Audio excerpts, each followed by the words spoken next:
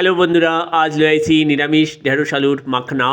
চলুন তাহলে দেখা লই নিরামিষ ঢেঁড়স আলুর মাখনা তৈরি করতে কি কি উপকরণ ব্যবহার করছি।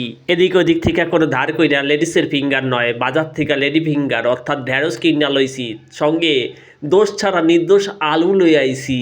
এরপর দোষ ছাড়া নির্দোষ আলুগুলারে ছাল বাকলা তুইলা দিয়া সুন্দর কইরা লম্বা লম্বা টুকরা কইরা লইছি। সাথে লেডিসের ফিঙ্গার গুলারে মাছ বরাবর কাইটটা লইছি, আগা আর পিছন দিকটা ফালায় দিছি।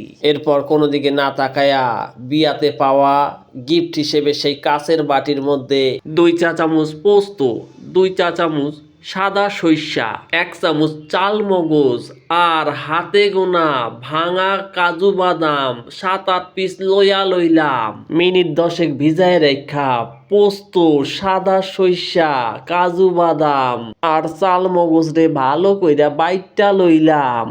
আর অন্যদিকে দাদুর লাল টমেটো নয়, লাল টমেটো বাজার থেকে কিনা লই আইছি। সাথে আদা আর গোটা 4-5 কাঁচা লঙ্কা লইয়া লইছি। ওই লাল টমেটোটারে টুকরা কইরা লইছি, আদাটারে কুচাইয়া লইছি আর লঙ্কা গুলারে চিরা লইছি। এরপর নিজেরে গরম না কইরা কড়াইতে তেল গরম কইরা লইছি, তার মধ্যে দোষ ছাড়া নির্দোষ আলুর টুকরা গুলারে ছাইরা দিলাম। লাল লাল কইরা ভাজা হইয়া গেলে সেই নির্দোষ আলুগুলারে তুইলা রাখলাম। এরপর ওই তেলেই টুকরা কইরা রাখা লেডিসের ফিঙ্গার গুলারে ছাইরা দিলাম আর মনের সুখে নাড়াচাড়া দিতে লাগলাম। যখন দেখলাম লাল লাল কইরা ভাজা হয়ে গেছে, তখন লেডিসের ফিঙ্গার গুলারে তুইলা নিলাম।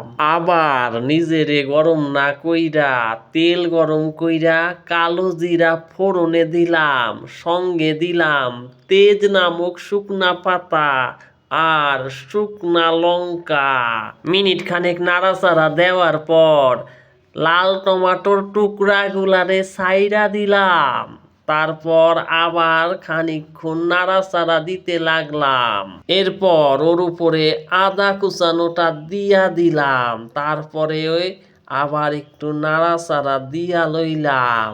মিনিট খানেক পর কইরা রাখা কাজু বাদাম, চাল মগজ, পোস্ত আর সর্ষার পেস্টটা ছাইরা দিলাম।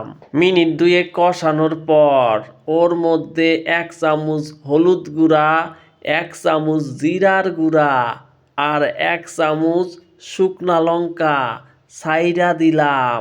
তারপর ভালো কইরা কষাইতে লাগলাম।